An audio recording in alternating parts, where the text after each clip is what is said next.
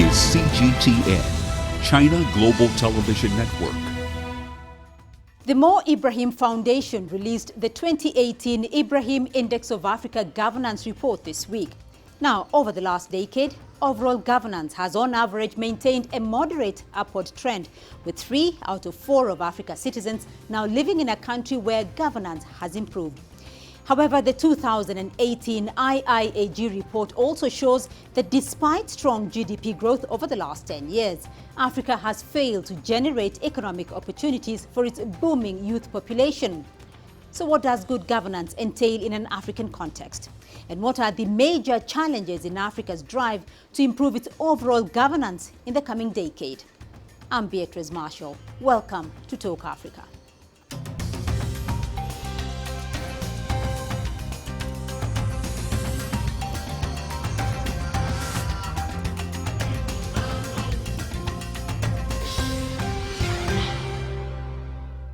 Now, in 2006, Mo Ibrahim founded the Mo Ibrahim Foundation to encourage better governance in Africa. The Ibrahim Index of African Governance was set up later to gauge each country's performance. Now it has become one of the most comprehensive measures of governance on the African continent. My colleague Richard Bestick earlier had the opportunity to speak to Mo Ibrahim about this year's index and more. Let's take a look.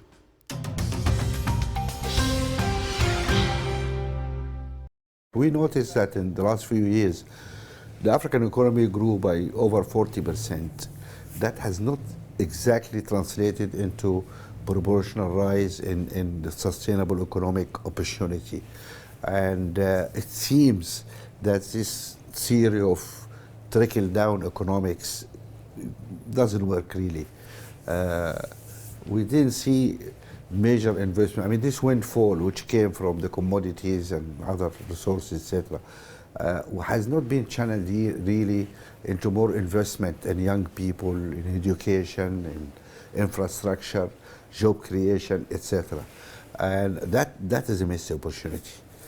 What you seem to be saying there, in short, is that the governments of Africa aren't working effectively on behalf of some of the world's most vulnerable and poorest people. Yes, that's, let's say, some of the governments, because we're producing an average of 54 countries. Of course, each country has its own story. There are 54 countries, and we are looking at, so there are some countries who did well, some countries did badly, and that produced that sort of average. On average, really, we could have done much better. It's a matter of concern for you and a matter of concern for the foundation. Yes. Are they listening to you? I hope so. I hope so. I mean, people doesn't know actually that we have constructive discussion with governments. After we publish the reports, many African governments then request a meeting. And we have these meetings with the government at cabinet level. We publish this report not to shame anybody or glorify anybody else. It's facts, it's data. And this data should drive our policy, because we'd love to see a policy driven by data and not by just gut feel or what works. The thing about data is that you can pretty much find out what you want from it. One of the stats, one of the statistics that jumped out at me from the report was the youthfulness of the population of Africa. 60% 25 or younger. Yeah. They've got to have jobs, haven't they? And that's the danger. The jobs simply aren't being created. Richard, you just put your finger on it. That's a main challenge for us. We have this tsunami of young people coming. Where do the jobs come from? And if we fail to produce jobs, what's going to happen? Well, we know what's going to happen. There is a more Boko Haram, more Shabab, more revolutions, more people drowning in the Mediterranean. And mass migration. Mass migration, yeah. So these are realities already happening, aren't they? We need to deal with it. This is why I ask you, are they listening to you in Africa? Are the governments of Africa listening to you? Because you have this youthful population and then a political leadership that can hardly be described as youthful. They're largely in there. We talked about that as well, yes. Richard, this is a serious issue. And there's no silver bullet, frankly. I wish there is. What needs to be done, I think, one of a number of issues. First, education. Education for employment. That's very important. Only 2% of our graduates study agriculture. Only 2%. 27% study humanities. Philosophy and poetry and, when we need to build roads and electrify the country, we need ports, it doesn't work. We need really to improve the quality of education and make sure it's matching the market needs. When is the last time, I keep asking this to our friends in Africa, in the education sector, when the last time our educationalists or administrators in the education ministry, when the last time they sat with some business people to ask, what kind of people you need? Do you ask this question of our business people? How they know what is happening out there in the real economy? And if they're living in this what is needed? Engineers, what we need, scientists. Exactly. And we need to focus in creating these skills. And we don't need just graduates. We need technical schools also. We need mechanics. People who can operate, repair tractors, can help build dams. Who's going to build this, power lines? Who's going to do the airports? Who's going to build all this infrastructure we need in Africa? We need investment in the country. What creates jobs is investment. Government doesn't create jobs. Government can create the environment which enable or attract investors to come and invest, and those will create jobs. And also your own young people, we start their own businesses, entrepreneurship, etc. We have a very dynamic and adventurous young population who are willing to start and do something. So we need to create the environment which help that. Also, we need our partners, whether Europe or China or everybody, to really appreciate the needs there. That is where they should focus their investments in job creation. Finally, I think we need family planning. We need to push this message across to educate our people that family planning is something for our own good. It's not a government policy we're trying to push in people, but something people understand it is in their own long-term interest. We cannot afford to have the rise in population to exceed the growth in our economy, because it means we're going backward. We can have 3 or 4% growth rate and still we're going backward. Let me ask you, the Foundation's report, in what does it identify in the economies of the countries of the African continent that they will find helpful? In other words, what lessons can they learn from the Foundation's report? The importance of rule of law. That is really important. And people need to realize the link between rule of law and economic development. It is very important. Transparency and accountability is very important. And these are closely linked with economic growth. That's something we need to focus on. That is really important. Which brings us to that other problem with Africa. And the African Union has declared 2018 the year of fighting corruption. Corruption remains one of the great problems of Africa. Is there any guidance in the report that actually, the situation on corruption is improving in Africa. But the problem with corruption is not an African problem. Corruption is a global problem, because Africans don't corrupt themselves. You see, Richard, for each corrupt political or African leader, there is but the consequence of corruption is hitting in Africa.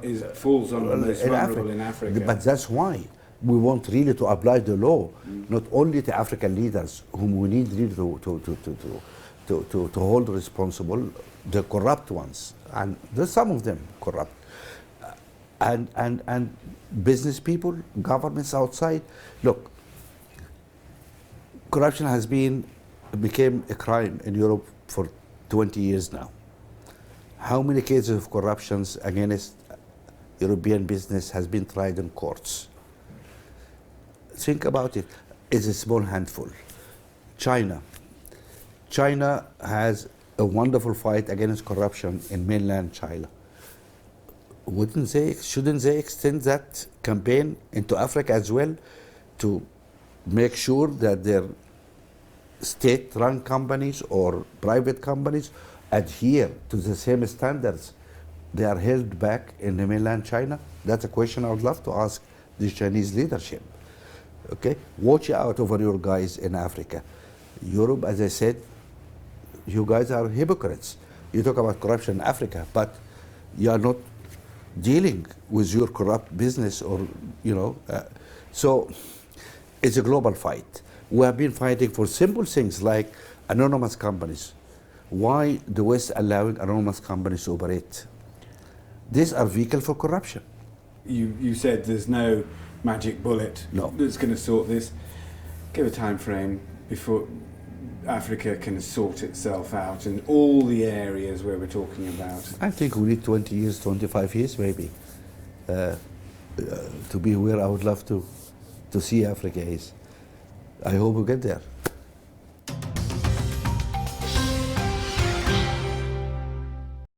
We're going to take a short break now, but when we come back, my expert guests will unpack this year's index on governance and discuss what it takes to achieve good governance in Africa. Stay tuned.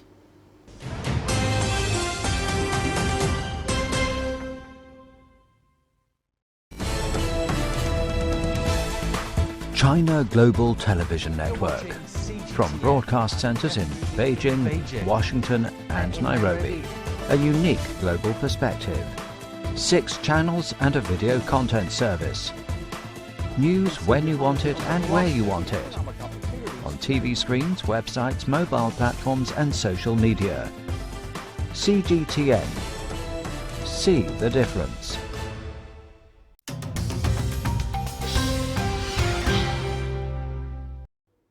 Welcome back to Talk Africa. Now joining me to discuss this year's Ibrahim Index on Governance in Africa, I have Dr. Olabello from Lagos. He's the Executive Director of Good Governance Africa.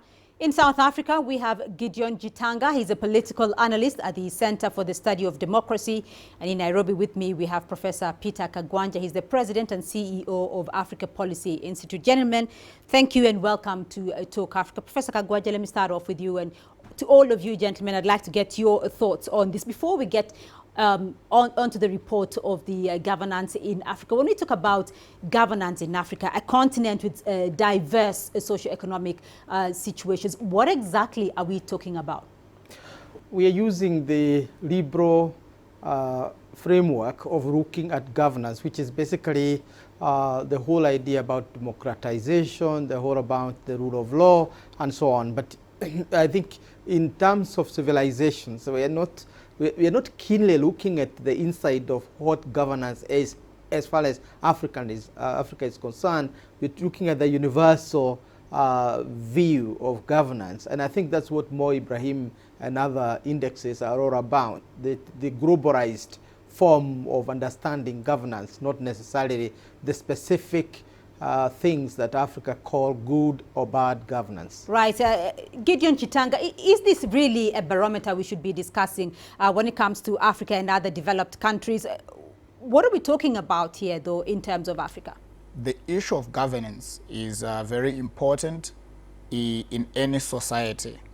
So the standards that we are looking at is framed and set under the Ibrahim Mo indexes. Are very crucial in shaping what happens in political terms and in economic terms, in terms of predicting the possibilities of stability, economic growth, democracy, and so on in African countries. However, I think that it is very important as well to also simplify these terms to the point where we simply reflect on them as the relationship, for example, between the ordinary people or the citizens with their government and civil society and business. Right. Dr. Olabello, is this a prerequisite for development, though? Thank you, Beatrice. My view is that governance, suffuses everything. And if you haven't got it right, I do not think you can have development to start with. And certainly you will not have governance and development outcome of the type that's sustainable. And I think that speaks directly to the issue you raised right there at the beginning about Africa's diversity. And what exactly is this report saying about the continent? Make no mistake about it, measuring governance is a difficult thing. And I think certainly the authors of this report are, heading in the right direction, given the fact that for this year alone, they've introduced 16 distinct new dimensions to the measure or criteria that they're trying to evaluate African countries with. Right. Professor Kagwanja, the Ibrahim Index on African Government report that was released this week points, though, that in the last 10 years, the last decade has been a lost decade for Africa. Do you agree? I think it's not a lost decade. And the report is kind of saying that Africa is on a middle mark. 49.9%, about 50% in terms of performance, governance performance. Of course, 50% of African population is living in what you can call not so good governance. The report seems to be beginning to have a more positive, more optimistic view of the continent, which is a departure from the past view of Africa from a very pessimistic perspective, what we used to call Afro-pessimism. So that seems to be dying, but it is guarded. It's not giving Africa a clean bill of health that things are going right. So there is still that, remnants or relics of that Afro-pessimism. Africa seems to be performing well, given the circumstances. If you take a global comparative of Africa and the rest of the world, I think Africa is performing very well. Dr. Olabello, your thoughts, though, do you agree with that assertion that the last 10 years has been a lost opportunity for Africa? I think the key message that comes out very clearly from this report, as my co-panelists has just said, is that we seem to be making improvement on our governance, but my question is what sort of improvement are we making, at what pace, and to what extent does this respond to a lot of the challenges that we actually should be addressing if Africa indeed wants to close the gap between itself and the rest of the world. And at the risk of answering my own question, I think we've certainly not done enough. When you read through the nitty-gritty of the report, it's a story of lost momentum. We should be doing doubly better than the rest of the world if we're going to catch up. The stories that we're making improvement, but certainly not at the rapid pace of improvement that we need to see. Professor Plenty Kagwanja, of room for improvement. Your thoughts here, though. What sort of improvement are we making? Because you have also mentioned that it is not a complete lost cause for Africa. What kind of improvement is the continent making? I think one needs to put the Mo Ibrahim report in a global context before you put Africa on the scale. Reason being that democracy, good governance, and the rule of law across the world is on decline. In fact, some others in Western capitals, Washington, New York, and so on, are beginning to talk about dying democracy. And America is flagged as a case in point. So this is the context in which the Mo Ibrahim report is taking place and assessing Africa. Can Africa improve in terms of governance when the rest of the world is declining? Yes, it can. And I think what Mo Ibrahim report is showing that despite the slowdown, or if you wish, a recession, a serious recession in global governance and democracy, Africa seems to be making baby steps, but they are positive given the larger context. Dr. Olabella, your thoughts there, though, because your perception is that we have lost momentum. Do you agree with Professor Kagwanja that we are actually still making those baby steps? Well, Africa's situation is a very unique one. You know, my co-panelist, I think, rightly pointed out, you know, some of the broader development on the global stage. My key point, though, is that Africa needs to be measuring itself by a different yardstick. I mean, because these are regions of the world that have, you know, whether we like it or not, you know, developed fairly responsive, inclusive institutions over many years. And sadly, we're seeing, you know, I think some reverse on that front. In Africa, we've simply not done enough. And I think this is the key story that comes out of this report. And I think very importantly, whether you are looking at this Mo Ibrahim report or you are looking at others like the Afrobarometer report, the key verdict that comes out is that Africans yearn for more democracy, not less of it. Gideon Chitanga, your thoughts there, though. Africa should be measuring itself on different yardsticks, not being used at the same yardstick as other developed countries. Your thoughts? That's an interesting perspective, because especially if we take the premise that Africa is not necessarily behind in the sense of behind the first world and therefore having to follow the same trajectory of developing as the first world. We have to look at the endogenous conditions within African countries, as diverse as they are, to understand some of the challenges at the domestic level and probably say how do they affect the continent's development. I also think that the Ibrahim Mo Index, like the doctor has said, together with many others, they tend to be steeped in a particular framework and thinking and view of economics, which might not necessarily at this point answer the key contradictions in a very broad way that the African continent is facing. But it does also say that there has been an economic growth across the continent of about 40% over the last 10 years, but that has not translated into economic opportunity for the people on the continent. One, why do you think that is the case, and do you agree with that assertion? Economic growth does not necessarily mean that that growth is horizontally or broadly shared within particular African countries. So economic growth might indicate GDP, which does not really look at whether the broader citizenry is benefiting, particularly in terms of transformation in their livelihoods.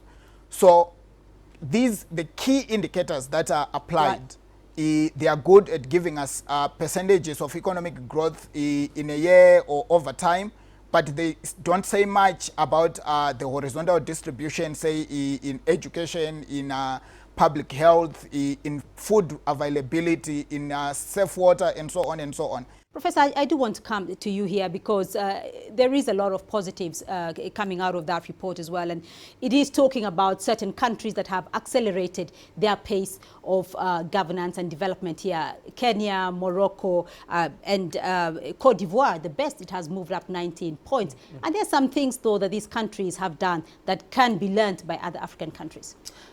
Yeah, the report is very clear that the good performance on the continental plane of governance is as a result of the improvement of 15 countries, top of them being Kenya, Cote d'Ivoire, and others. And if you look at these countries, the core concept of governance here is very different in the sense that we're talking about the coming out of a state, you know, a kind of a developmental trajectory. That's one. Two, we're beginning to see from the state a very strong stewardship that looks at the ordinary people. In other words, the return of the welfare state that it seems to be focusing on health, you know, issues of education, issues of availing resources for the ordinary people. And when you look at all the countries mentioned, we're also talking about constitutional processes that have taken place. Kenya has a new constitution. Cote d'Ivoire just emerged and is putting its governance in order.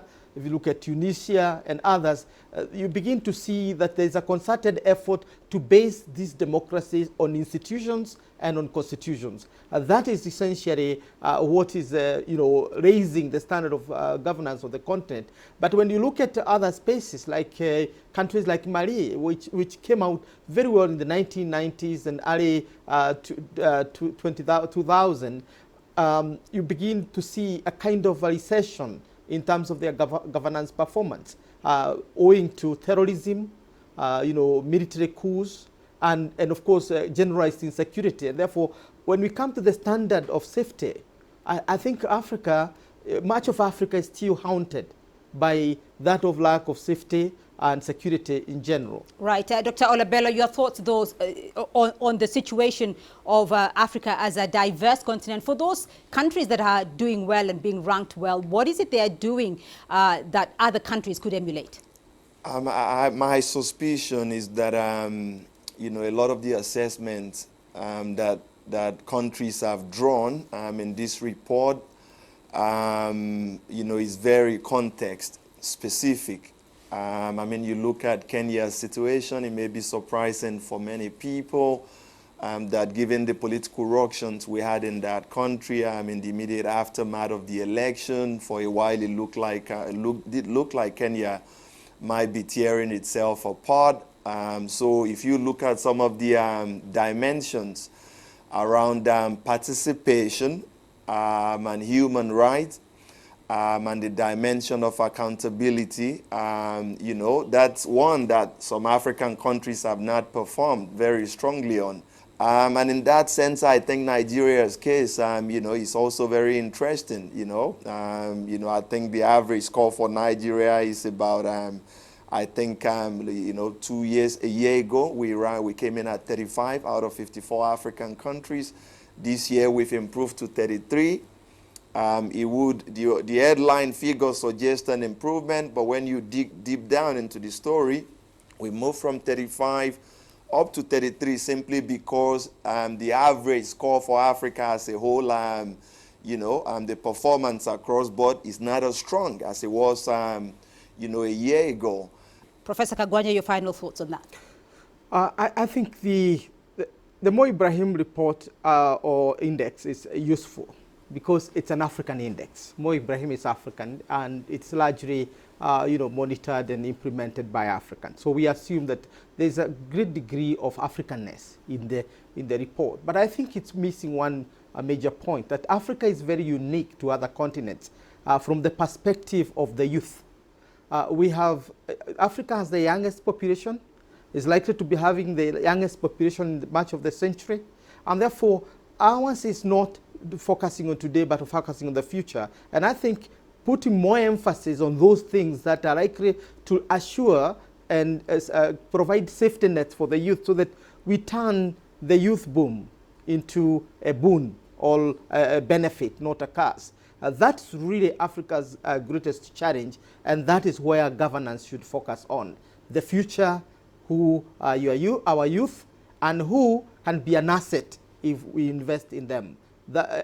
Is Africa investing enough in its youth? That's the big question that the report doesn't seem to address. How many initiatives, how much are we putting into the future in terms of investing in our youth? Right, gentlemen, we'll leave it there for the moment. Unfortunately, that's all we have time for this week. A big thank you to our guests, Dr. Olabello, the Executive Director, Good Governance Africa. Joining us from Lagos, Gideon Jitanga, political analyst at the Center for the Study of Democracy. Joining us from Johannesburg, and Professor Peter Kagwanja, President and CEO of the Africa Policy Institute. Remember to keep the conversation going online through Facebook and Twitter. And you can also catch this and previous episodes of Talk Africa on our YouTube playlist and the CGTN Africa website. Do tune in again next week for more Talk Africa. From me, Beatrice Marshall, and the team in Nairobi, goodbye.